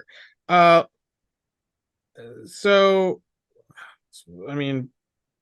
Browns placed Chubb on. They were here. He had said something. Kareem Hunt. Okay, yeah. So here it is. He said it at 7:47 a.m. So that would have been 12 minutes. So 7:47. So this is really 7:31. And then when does Kareem Hunt get picked up? So Whalers drops him at 7:31. Gronky Kong picks him up before Schefter even knows. You want to talk about the collusion? This guy knows before even that. He picks him up before 5 or 4 minutes before Schefter announces it. So interesting. And then in between, what do we have? Jamal Williams for Latavius Murray. I mean, Nick is hurting for people right now. We'll have to look at the composition of his roster afterwards. Wait, did Tank Bigsby get? So you picked up Tank Bigsby? No, who, me? No, Whalers did. Or somebody did. No, Tank Dell. I'm sorry, Tank Bigsby, Tank Dell. I don't know. There's so many tanks in the league. I'm sorry. I'm confusing my tanks. What is going on? Okay. Then Gus Edwards gets dropped by me for Baker Mayfield. So explanation about that. I saw what the Carolina defense did to Drew Brees this last week. And I'm not gonna risk that with Gino going in there another week and getting screwed off of that. And then, of course, that does set me up for another complete Monday night disappointment. But he is playing, Tampa Bay is playing the Eagles. You said what the Carolina defense did to Drew Brees. It was Derek Carr. That's what I meant. Correct. People are going to pick up on that. I know not what I say, but yes, thank you for correcting me for what they did to Derek Carr. Who's been dropped in the trash can. So then I pick up Baker Mayfield. So it sets up the same situation where he's going to be playing on Monday night now. But he's playing against the Eagles team that made Mac Jones look like a Joe Montana in terms of fantasy points. So hopefully I'm not still in doghouse. But if that is my fate, then such is the fate that I will have 2 weeks in a row of this. I, of course, deserve it. I bow to thee. So then I drop Gus Edwards, and then Gus Edwards is immediately picked up by the Lightning Rods, who dropped Gerald Everett. Chopper Hubbard was dropped for Marvin Jones Jr. My God. So I complimented him. Sounds like a bunch of people who don't know who they want to play. Yeah, I mean, this is what it's okay. And then what else do we have? So then Tank Dell was dropped by you, and then Robert Woods was picked up. So you picked him up for the other wide receiver in Houston. Okay, because there's a queue, I'm assuming. Of course. Okay. And Brock Purdy gets dropped for CJ Stroud on Tillett, who now has a Q. All right. So that concludes the ridiculous day in fantasy so far. And ironically, with all the trade talk, and I mean, like, I really have not had an opportunity to go over all of it in the chat. Yeah. It seems that there was trade offers, but nothing got proposed, or nothing got accepted, except for your trade. So interesting. All right. Well, and apparently people are approaching Bowtie for offers. Yeah, that's what I'm saying. Like, I haven't actually specifically who for though. I don't think he mentioned who they mentioned. Yeah, I didn't. I know that. Yeah, that's what I'm saying. I know it was meant. I kind of glanced at it, but I didn't really see what's going on in that. I think doesn't. I guess I could. I mean, it was Ed Nakua, so I'm assuming it's for Nakua. I guess I don't know. Let's see. I mean, let's take a look at this while we're. I mean, might as well, if we're going to talk about it, we might as well get it correct. So, bunch of memes, all funny. For the record, CMart is not a thing, and your offers are insulting. Stop it. If you get insulted by fantasy football offers, you need to reevaluate things a bit. I get insulted by fantasy football offers all the time, and I also think that I have to reevaluate my life on a daily basis. And then another meme. Okay, so that was all that was brought up. I don't think it was that bad. Yeah. All right.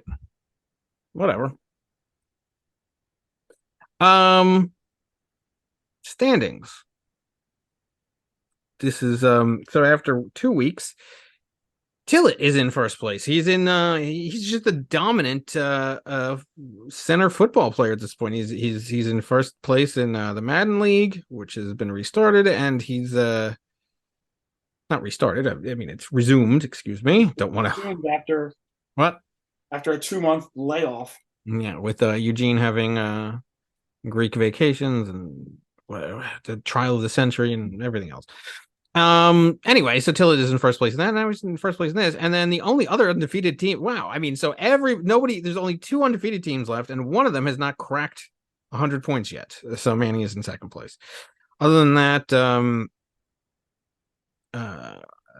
Dr. Hockey's in third with the most points out of the 101 bracket. I'm in second with 248, only a few behind him. Then Zamunda, Gronky Kong, the Hagglers, the Lightning Rods, and Nick and Jamie, and Dave's Secret Crush at the bottom of the 1-1 bracket. And then the Whalers. The Whalers. So I mean, this is what he says every. It's just gonna add more fodder for him, but yeah, he's at 246, which is more points than the first place team, but he's owned. But I will still say the same thing that I say every time. You don't count touchdowns. You don't, in the NFL, you don't count. You don't count the most baskets in the end. It matters if you win games.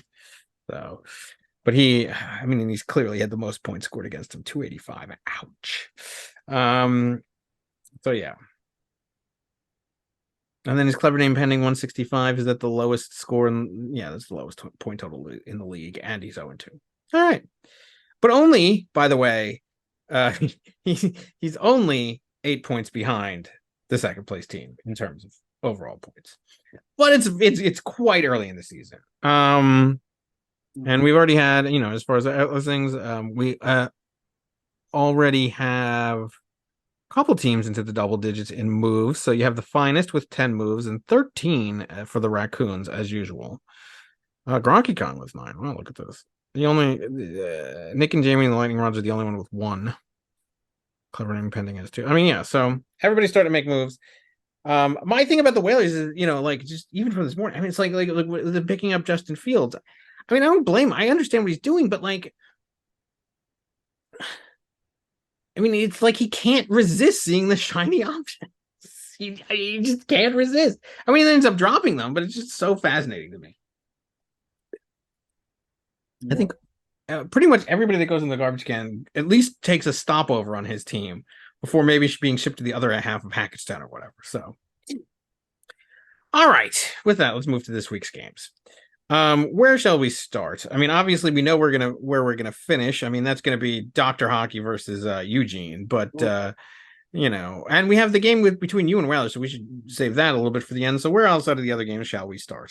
I mean, we could start with Hackettstown's Finest versus Clever Name Pending, two teams that have had pretty close, that one is 2-0, one is 0-2, but they're only 8 points separates them on the season. So let's go start there. And the projection, by the way, in this game is 51-49, 107 to 107. I mean, neither of these teams have cracked 100 yet, have they? I don't think so. This should be quite a game. You got Joe Burrow, who's been struggling. Why is there another Monday night? Are they just doing 2 Monday night games now? Yeah, for now. How long? This is questionable. Tweaked his right calf. Why are they doing it? So first of all, I'm going to comment on something that I found annoying about watching the game. So they put this. So in watching both games, they put the score of the opposite game in the upper left-hand side. So I thought that was the score of the game that I was watching. It drove me nuts the entire broadcast. And I, because I used the ESPN feature, we had both games on at the same time. But either way, it drove me nuts. Just a little commentary about that. So Burrow against Daniel Jones. I mean, we'll find out about Daniel Jones tonight. I mean, he was doing nothing until that second half. And I don't think San Francisco is going to give it up like Arizona. So we'll see. But Burrow hasn't really done anything either. Oh, yeah, it was just on him. 3-19. And now he's going against the Rams. Decent defense. So, I don't know. Mumra. Mumra, I think, stubbed his toe or something. Yeah, those turf toes. So departed, overtime loss. It was initially reported as cramping. Oh, cramping. Find out. Summer's Eve time. Exactly. So we'll see about that. Stephon Diggs, though, against Washington. I think that's probably a good matchup for Diggs. Gabe Davis against Washington. Okay, so both the Buffalo receivers are involved in this game. Amari Cooper versus Tennessee. I mean, well, what's his name? Just had a really big game against Tennessee. Keenan Allen, who you just traded away. So, yep. Cooper could have a good game there. All right, let's look at the running back. So Najee Harris, he hasn't really done anything, has he? Hasn't done jack squat. Yeah, 5-5. Okay, literally 5.3, 5.3. DeAndre Swift had a good game last week, so 27 on Manny's bench. That could actually got him some points in the league. Exactly. Now going against Tampa Bay. So Tampa Bay, who have they played though? So they're a decent defense there according to this, but they played the Bears. And then who was the other? Oh, the Vikings. I don't know. You could see about that. And then you have Javonte Williams. Oh, his big friend Javonte Williams. Okay, so the 9 and 7. So he hasn't done anything. Brees Hall with a questionable tag. What's his questionable? All his practice reps have been capital season, with the Jets taking a cautious approach with his return from the torn ACL he suffered last October. If the Jets are able to follow a more positive game script this Sunday against the Patriots, Hall should see his opportunities tied back up. Yeah, against the Patriots, totally. They're going to get great opportunities there. Yeah, so 15.7 and then 0.9. But that was against the Dallas defense. So, maybe. Ertz against Ferguson, Turd Ferguson. Ferguson. Yeah, okay. I mean, we got 10 points with a touchdown. Not looking good, Turd. He's going against Arizona, though. And you saw what the Giants did with Waller against Arizona and how they fell apart. So maybe. I mean, Ertz is actually, I think, he was in that game. He got 11. So he's, 8 and 11. So respectable. Then he is playing Nakua. Oh, finally. Yeah, exactly. Look at Nakua's numbers. I want to see what he got. 27. Oh, my God. 21 30. and 30. That's absurd. With no touchdowns, by the way. Without scoring a touchdown. Holy crap. Yeah, so 15 targets in the first game, 20 in the second one. He's got 10 receptions in the first game, 15 receptions in the second game. I mean, do they even need Cooper Kupp with these kind of numbers? So yeah, I mean, and then he's got Christian Kirk on the other side. Ooh, a Hagler cast off. Yeah, of course. Look at when I had him 1 for 9. Look at what as soon as I get rid of him, 11 for $110. Yeah. Meanwhile, Kevin Ridley and Zay Jones combined for 2 catches on 14 targets after racking up 156 on 2 touchdowns between them last week. So we'll see who gets the hot hand. And then Butker and Boswell, and then the Kansas City defense versus the Minnesota defense against the Chargers. I don't think the Minnesota defense is going to do that well. We'll see if he keeps them. Kansas City versus Chicago. Yeah, I don't know. I mean, Chicago's terrible, but I don't know how the defenses are necessarily doing against them because it's probably pretty hard to. Well, that's not true because when you're throwing pick sixes like on the goal line, like here you go, maybe. Yeah. I'm gonna pick. I'm going to go pick a clever name pending in this game. I think. Are you? I think Manny rolls to 3-0. Do you? I do. I mean, where do you think he wins? I mean, so I think DeAndre Swift wins it for him. But I think he has an advantage. I mean, depending on what St. Brown does, I think Diggs is slightly an advantage, and I think Nakua is going to be a big advantage over Kirk over there. It's going to be a close game. I think it's going to be a close game. I think, subtract 20 points from each of their projections, and I think that's might be where, might be give or take a yard here or there. Yeah, I don't think Daniel Jones has an amazing anything. No, he's gonna have a terrible game tomorrow. That's true. But do you think Joe Burrow? I mean, is he even gonna play? Like, what's the status right now? I kind of alluded to this before, but thus far there have been no inclination that Burrow could be dealing with a long-term issue, but it may take more than a few days of evaluation. Burrow missed the entire preseason due to the calf injury sustained back in July, and even with the Bengals having opened the 2023 season with back-to-back losses, the team may be particularly cautious regarding the star quarterback's recovery. Jake Browning would stand to start week 3 if Burrow. Nobody is starting Jake Browning. Well, I know. Well, the other thing is, I mean, if he, he's playing on Monday night, so he's screwed if he doesn't go. Yeah, he will be playing Jake Browning if he has no. So you have the Thursday quarterback and the. Look, I wouldn't be surprised if Manny won this game. I think this is a coin toss, to be honest with you. But that would be funny. A clever name pending picked up Browning. Is he the one that has Ayuk, by the way? So he's got Lockett and Ayuk. Ayuk's questionable, so yeah, and I wouldn't play him on Thursday. That's smart. And then he's seeing Or both ties 2-0 in terms of benching the 30-point player. He benched exactly. Let's see if he does that again. Well, we'll see. I mean, he also has Garoppolo. Garoppolo versus Pitt. Well, no, but nobody did anything. What do you call it? Deshaun Watson did anything. Whatever. This is more than enough time we've spent talking about this game. You pick Manny. Do you think Manny's going to win by a lot? I think it's going to be a coin toss. It's going to be close. Okay. All right. Moving on to the next game. Let's. You want to go to Rocky Kong versus Tilla Trey, or you want to go to Lightning Round? Look at that. That's a high-scoring affair. Yeah. Okay. So you got Trevor Lawrence versus Houston. I think that will be a relatively high-scoring game. And Deshaun Watson versus Tennessee. I don't think Deshaun Watson's going to do too well. Well, maybe. I mean, so Herbert had a really good game. Maybe he does bounce back game there. Devontae Adams and CeeDee Lamb. So Adams is playing Pittsburgh and Lamb at Arizona versus Justin Jefferson against the Chargers and T. Higgins versus the Rams on Monday night. I mean, Kimmel has so many weapons. Who does he even put in there? He's got everybody getting 28 points last week. How do you pick who's going to play? I mean, he put Williams in there. He got 28 points. He's got Dijon Mustard, and then he also has Pittman. He's got Pittman going against Baltimore. He's got both the Robinsons. He now picked up Stroud. He's holding on to Rodgers for why not? And now he even added LaPortia. He added a Porsche to his arsenal right there.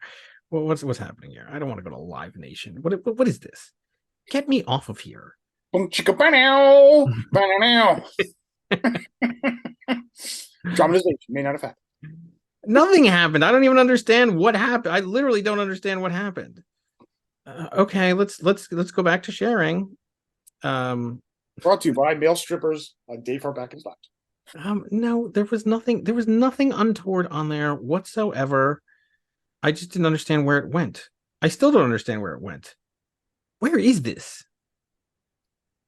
Hello, McFly.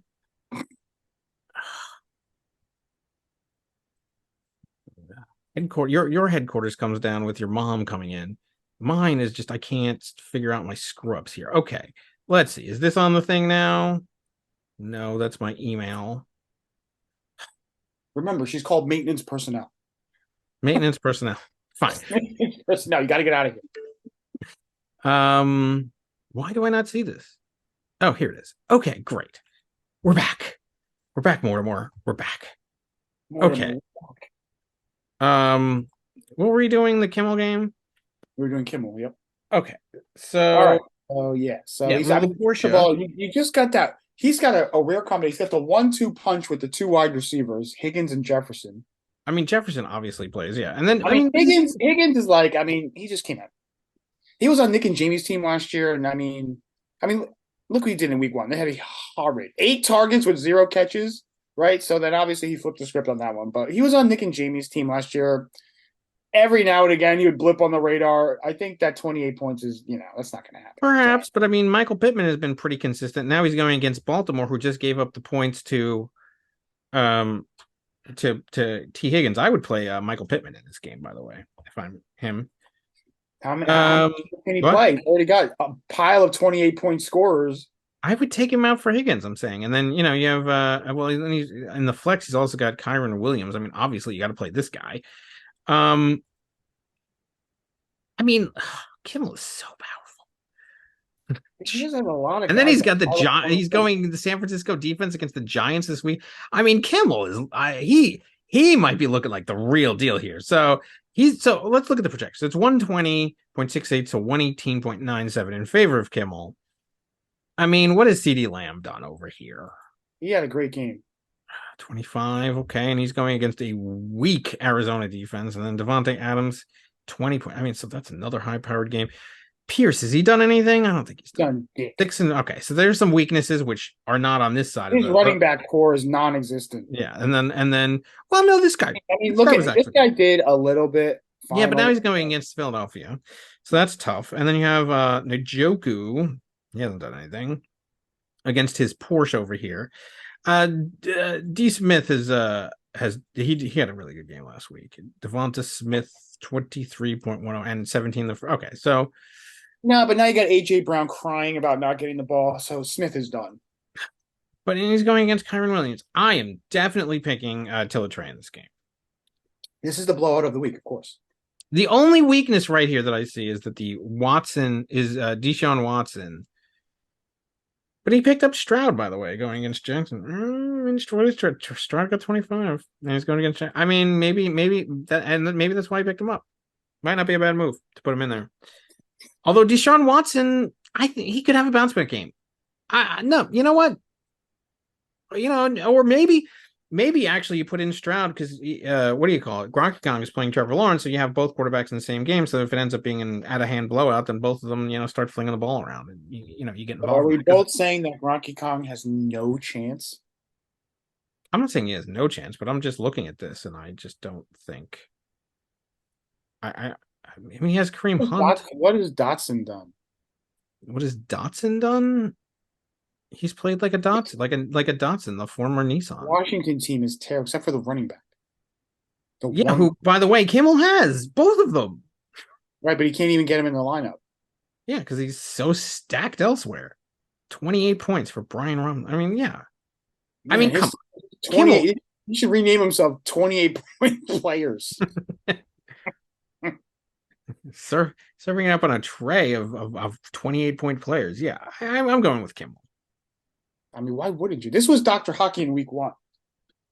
Yeah, but now he's 2 weeks in a row. Everybody that we've anointed as the real deal has come back in the 80s the following week or less. We'll see if that happens, but I don't think he has to watch out. He has to watch out for not to fall into that pitfall.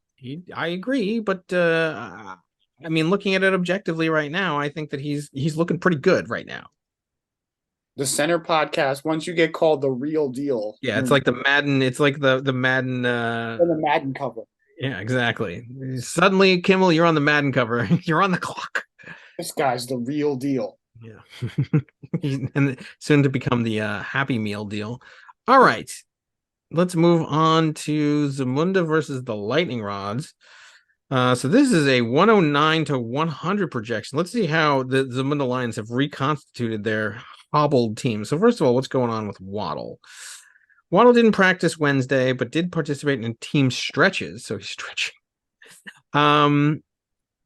According to Cameron Wolf of the NFL Network, he will have 2 more chances to take the practice field before receiving a game designation for Sunday's matchup against the Broncos. But Waddle looks uncertain to clear the protocol in time for the week 3 matchup. If Waddle is ruled out this weekend, it will be an opportunity for Braxton Berrios, River Craycraft, and Eric, that guy, to step up behind top wideout Tyreek Hill. So basically, this is going to be a huge game for Tyreek Hill. Okay, and then you got Pickens. I mean, is Pickens going to have the kind of game that he had last week? I mean, that was ridiculous. First of all, it's on a 72-yard bomb. So he had 22 points, 4 receptions for 127 yards and 1 TD. So the 3 other plays were pedestrian, to say the least. Okay. You got Pollard, who's legitimately been good. 22 and 19. Yes, which we knew going into the season that he was. We did know that. And you got Breida. Let's see how we can't go anything. So let's see how that goes. I actually think that they probably move up Waller more than they do Breida, but I mean, if you're Nick, you got to do something at that point. So then, for Lightning Rods, the newly acquired Herbert, he's getting 2 furs. Does he have the entire? He also has Mike Williams. He has the entire. He's playing them all. He's playing the entire San Diego roster. Yeah, he's actually doing what I'm doing with Tampa Bay. So yeah, he's got Herbert, Allen, and Mike Williams. He's playing the entire roster. Basically, if they throw the ball, he's got it covered. Yeah, exactly. And then he's got Olave, who's pretty good here too, 19 and 14. I mean, he kept getting the ball. Kenneth Walker. I mean, this Lightning Rods team is pretty impressive. 10 and 18 for Kenneth Walker right there. Now, AJ Dillon, he didn't do anything. 7 and 5. He traded away Derrick Henry, so naturally the other running back position is going to be a little weak. Sure. Does he have anybody else? He's got Jonathan Taylor. Yeah. And he picked up Gus Edwards, though. Well, at 12, I mean, though it was on a touchdown, but now that Justice Hill might be out, maybe you do play Gus Edwards at this point for the next week. I don't know. Interesting.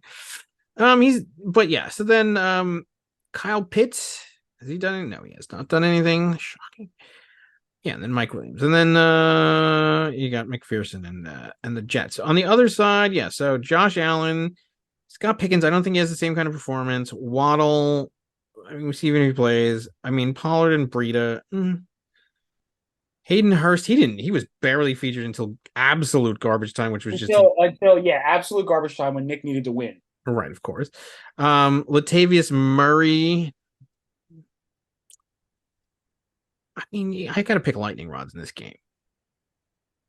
I mean, Zemar had 100. How did he get 150? He didn't.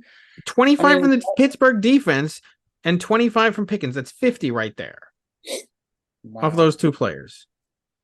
And so one of them is a defense and one of them is that Breida is a definite death. So you think he sinks back into the meh bracket? He was touched by the gods last week. All right, we'll go with lightning rod. I mean, lightning rods is barely favored.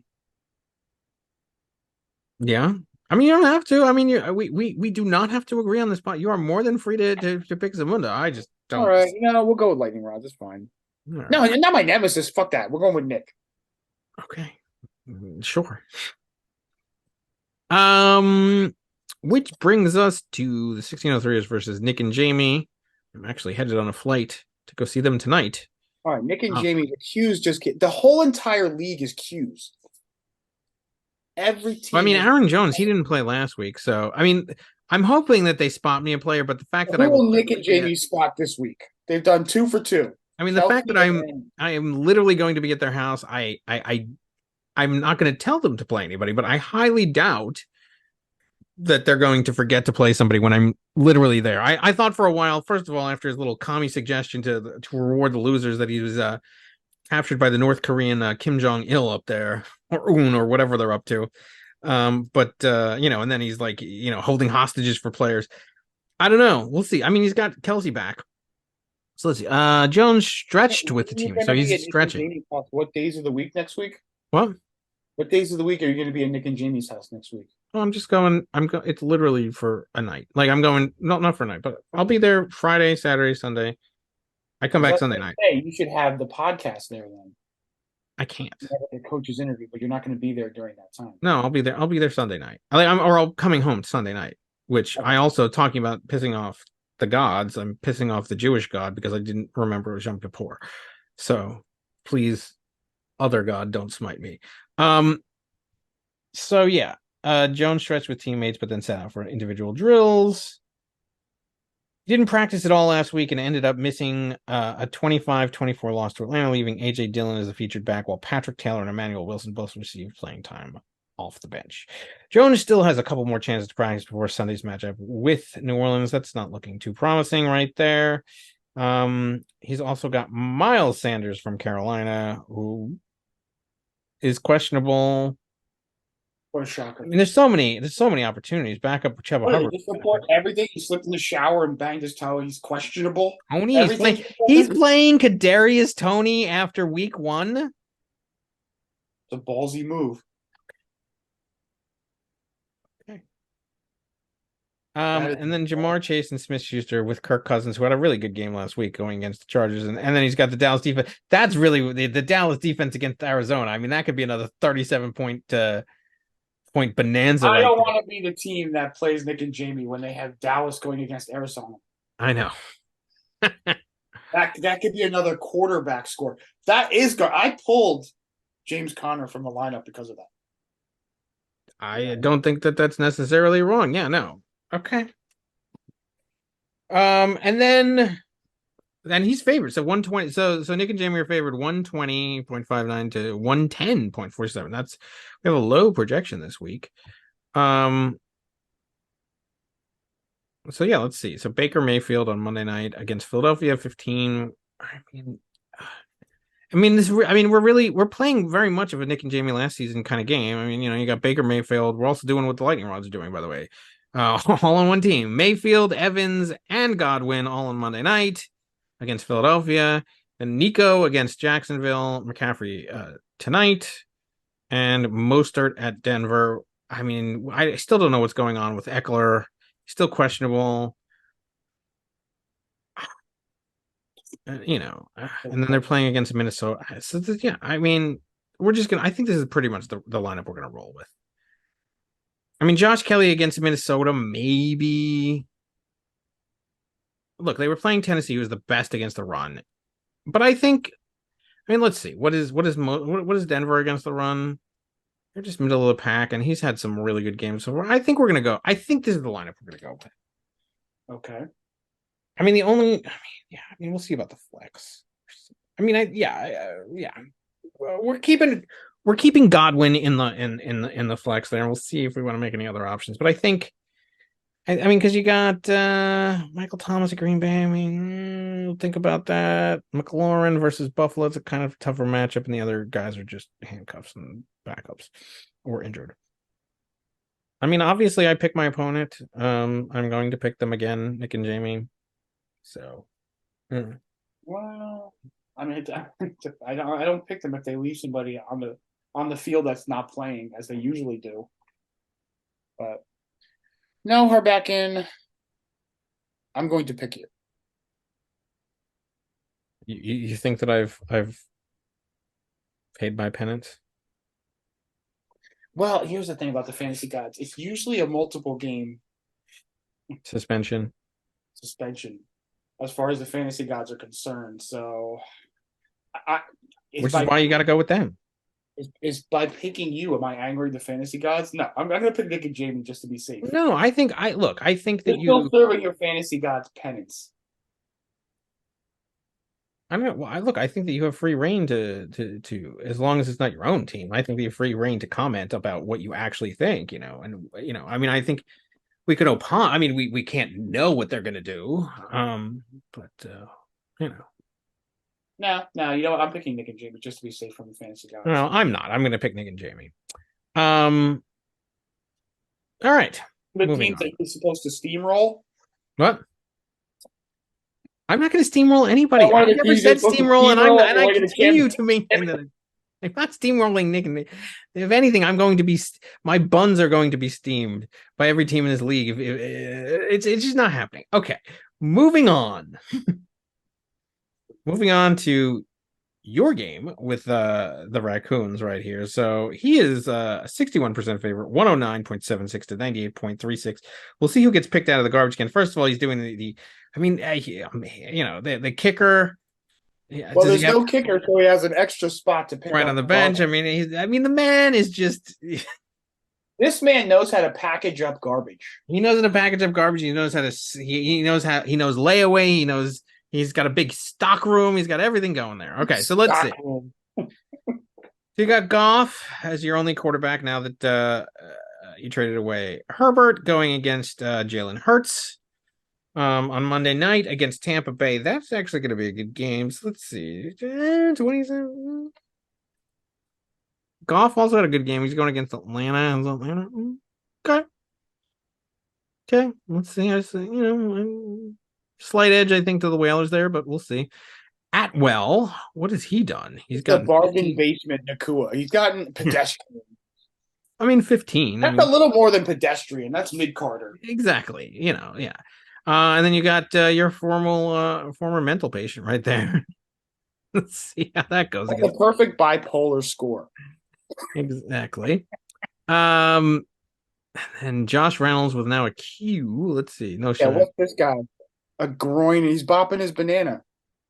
Reynolds is ahead of 33-year-old Marvin Jones Jr., which the Finest picked up. So they must be thinking something.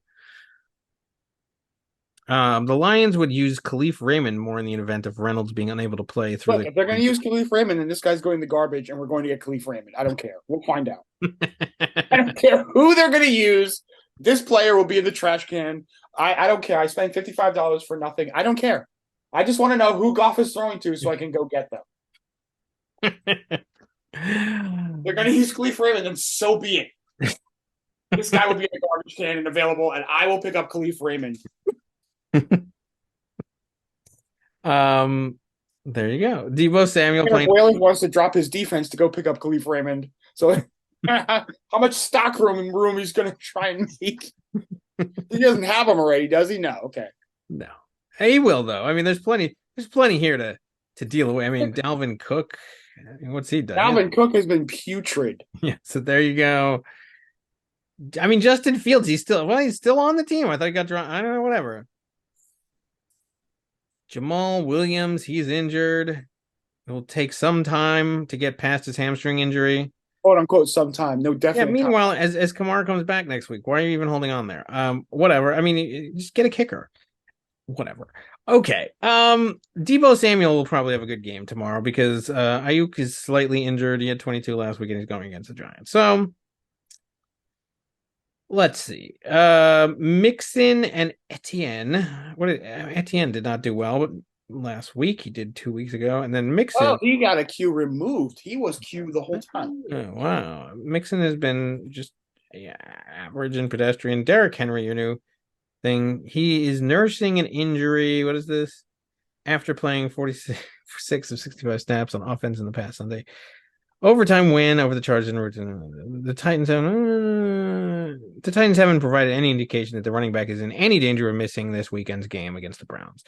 But he'll presumably need to log a full practice on Friday. Due to a toe injury. Okay, a toe injury? Yeah, that's absurd. You know how toes. He injured his pinky toe and he's out. I know. And then you also have Tony Jones Jr. Oh, did they finally get rid of his not available designation?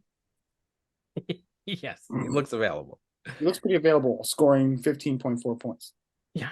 A lot of 2 touchdowns though. So 12 of those points are TDs, but whatever. I mean, they don't even have another running back on the roster, do they? I mean, Taysom Hill. Oh, of course. Yeah, Jones and the versatile Taysom Hill combined to lead the backfield. Okay. Yeah, I don't like. This is what I learned about the Saints. They shenanignize too much. I just don't want to deal with that. All right. Waller, I think he has a good game tomorrow. I mean, there's nobody else left over there. He's got to pass to somebody. And then Godert.com, he's been also pedestrian. He's gotten like 8 each week. Pacheco versus Metcalf. What do we have here? Pacheco, we got from Manny Freeman. Thanks, jerk. 9 and 8. Whatever. He's dealing with a hamstring. Meh. Metcalf, he was dealing with that. What was it? The rib thing? But he came back. I mean, even with that, he came back. He came back in the game. He's going against a tough Carolina defense, though. But otherwise, and then you got Lockett sitting there. Then you have Tucker against Indianapolis and the New England defense against the Jets. It's probably good. He doesn't even have a kicker. And then Buffalo against Washington, I think. But Buffalo should do fine there. I mean, he's already favored without a kicker, 61-39. I mean, some of these points. I mean, Tony Jones Jr. I guess you get 4.3 projected when you're not available. Yeah, I mean, yeah. So I mean, I would probably boost some up there, maybe. I don't know. And then Calvin Ridley, we'll see what kind of bipolar week he has. And Pacheco, I think, is way. I don't know. I'm not too high on him. But I mean, he's got 1 million people on his bench, so. I mean, he could plug in any one of these guys. There's 30 guys down there. He got a whole separate team that he can draw on. How has Yahoo even let him carry this many players? I'm surprised that he only has 1 IR spot eaten up. First of all, he usually carries a complement of 3 IR guys. I know. He's not even full to the. Doesn't carry a kicker. Doesn't carry a defense. And then still somehow, how many is that? How many is that on the bench? Is that 15 players on his bench? 1, 2, 3, 4, 5, 6, 7, 8. 8. So IR, I guess, physical. Okay, so that's. And he could probably carry 2 more in the IR bracket, right? Right, yeah. So he can have 10 bench. And he can drop a defense and get 11. 11 bench players. Mm-hmm. And 7 starters. I mean, I got to pick the Whalers here. I mean, if if all of the Qs end up being like these players aren't playing, I'm going to get massacred. Look, I don't think the projection means that much, but I mean, I think Samuel has a good game. Hurts will have a good game. Mixon and Etienne will do fine. see about Jones. I don't know what's going on with Reynolds or whatever, or Khalif Raymond or whoever the third guy is. I don't know. All right, well, I'll do fine. Yeah, I might actually have to pick the Whalers in this one as well because there's just too many people with Qs. Yeah. But I mean, who knows? All right, well, that moves us to the last game of the week. Right, we have covered everybody else. All right, great. Dave Secret Crush versus Dr. Hockey in a Battle of the Titans. I'm gonna tell you right now. I spoke to Dr. Hockey today. I mentioned about my running with the fantasy guys and his as well, and he just laughed it off. He laughed at it. He doesn't really believe, so clearly he's going to have to start to become a believer. So I'm already going to pick Eugene in this game just based off of that. But we can actually go into the numbers if you'd like. So Mahomes against Chicago. I think Mahomes will do well. Lamar Jackson against Indianapolis. I think he will do well because look, so you had CJ Stroud do well against Indianapolis. You had the game from Nico Collins. So Garrett Wilson going against New England, and look, Garrett Wilson is one of the only players that are playing well on the Jets because Wilson to Wilson. Zay Flowers is going into Indianapolis. So you got Jackson on the 2 for he's so this is a really good week for Eugene to be Baltimore heavy because he's also got Andrew sitting there. He picked up Ford. I mean, this might be the 1 week where Ford is fine. Madison, I mean, now that they picked up Cam Akers, I mean, is he even gonna? I think Madison's disposable. Yeah, so I mean, does he have a backup running back right there? I mean, of course, he's got to, right? Stevenson. I mean, Ramondre Stevenson, he had a good game, right? So, how many weeks is he going to keep Addison out of the lineup? 15. Yeah, I mean, and he's going against the Chargers or the first one. I mean, play Addison. Bibbs. So he's going with Bibbs at the flex. I don't care that it's in a dome stadium. Tell me what he did. 12-6. Yeah, take out Gibbs and put in Addison. Come on, man. Or take out that other loser at running back, Madison, and put in Addison. No, take out Madison, put in Gibbs, and then put in Addison right. Add Addison. Flex. Yeah. Obviously, that's what you do. Or you take out Madison and put Stevenson in there, unless you don't like his matchup against the Jets. Take out Gibbs. I mean, whatever. You got to get Addison in there, especially against the Chargers this week. Come on. Well, that's how you get him in there. You take out Madison. Obviously. Why are you playing Madison? You got to take out Madison. And I absolutely am going to take Eugene in this one. If he does those moves, I will take Eugene. If he doesn't, I'm still probably going to take him anyway. But yeah, so you have Tyreek Hill with nobody else going. I mean, with Waddle injured. I mean, what's Tyreek Hill's injury? Didn't practice. They're monitoring. What's the deal here? Let's see. Ooh, if Hill can't play, hockey can. Meanwhile, Jalen Hill was eliminated practice Wednesday due to an ankle injury. Oof. So the status of the top wideout is monitoring in the Dolphins week 2 over the Patriots. Hill logged 54 of a possible 63 snaps on offense and brought in 5 of his 9 targets for 40 yards and a touchdown. Yeah, I mean, these are the kinds of things you can't be saying this kind of stuff like where you're overconfident with the fantasy gods. I mean, you got AJ Brown. So what they did to you last week. What happened to Josh Jacobs? What has he been doing lately? He hasn't done anything. However, he's going against Pittsburgh, who we saw what the Ford and what Chubb did to them. So I mean, I think Josh Jacobs has a bounce back game this week. I think there's at least that. He picked up Justice Hill, who's now injured, as we discussed. See, this is all happening. You have to have some humbleness. I mean, you can't read the writing on the wall, Dr. Hockey. I know. If there's any theme for this show, it's that pay your penance.